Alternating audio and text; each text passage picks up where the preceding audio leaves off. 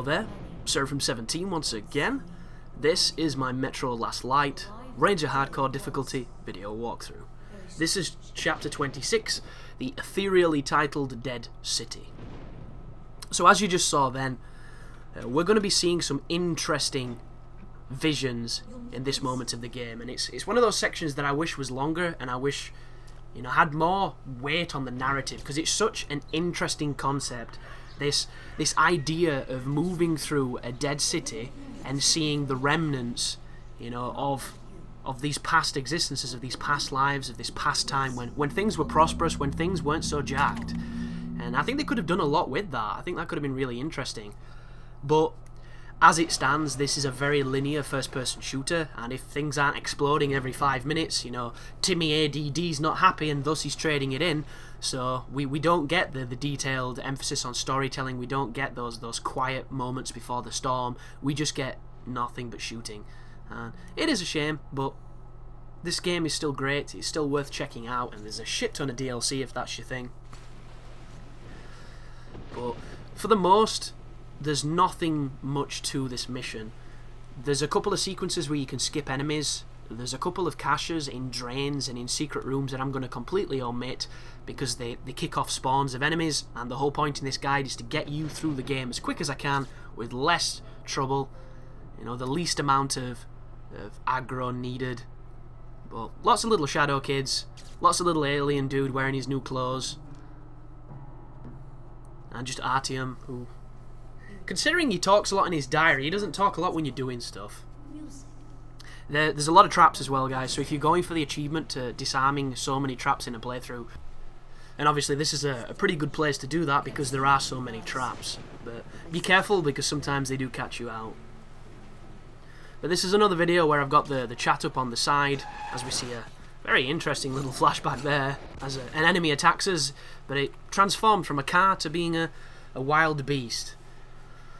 But Twitch TV, if you want to check it out, I'm doing live commentaries. You're not going to hear this for weeks, you're probably going to get all pissed off, but got a couple of subscribers and friends of the channel in here saying various things, so we're going to have a little analysis of what they're being saying.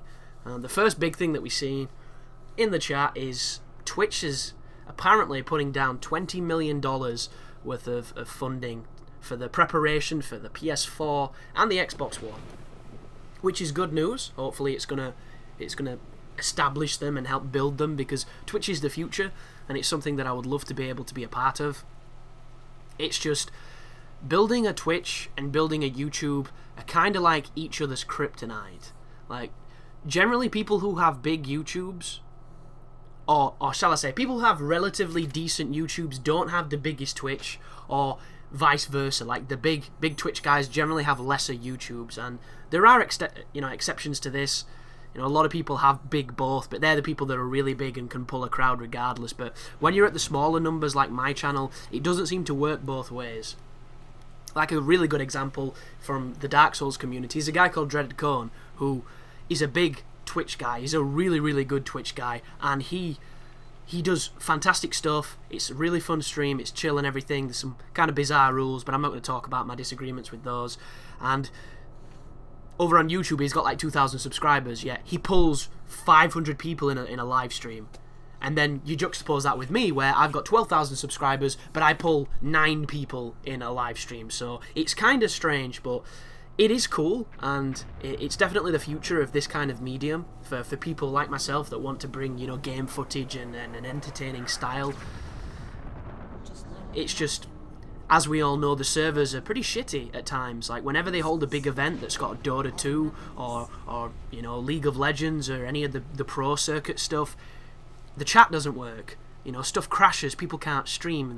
They really need to get the shit together with that stuff, and I know they're not expecting that kind of traffic, or it's one of those things where nothing can handle that kind of traffic because it's a shit ton of people, but still, they're making so much money.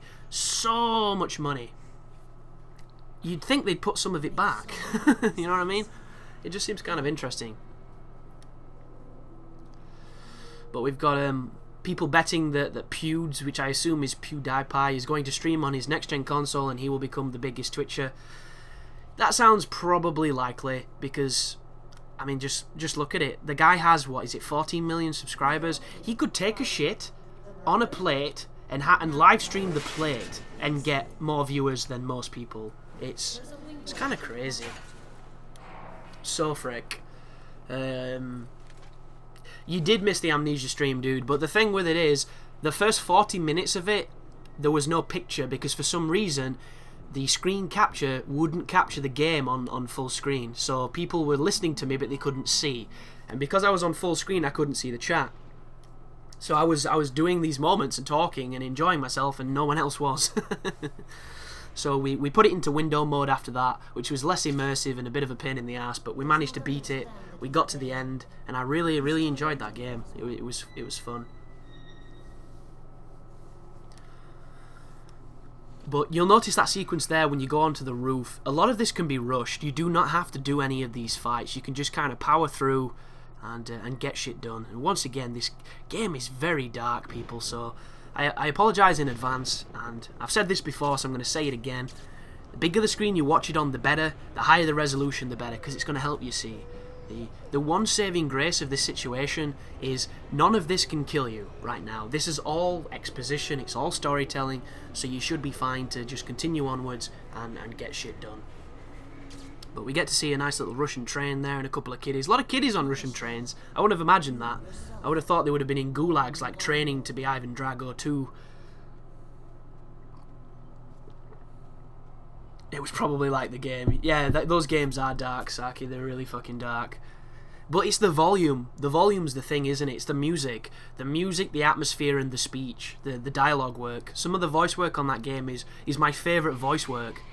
Like, there's something about it. I love the writing. I love the performances, and the story is really interesting too because it's subtle but it's deep, and it's very dark. I like dark games, not dark in visuals, obviously, in tone. I'm a fan of dark tone. But thanks for watching, guys. I hope the guide's helping, even though I can't really talk too much strategy because it's all point and click and easy peasy stuff. But as always, you take care now.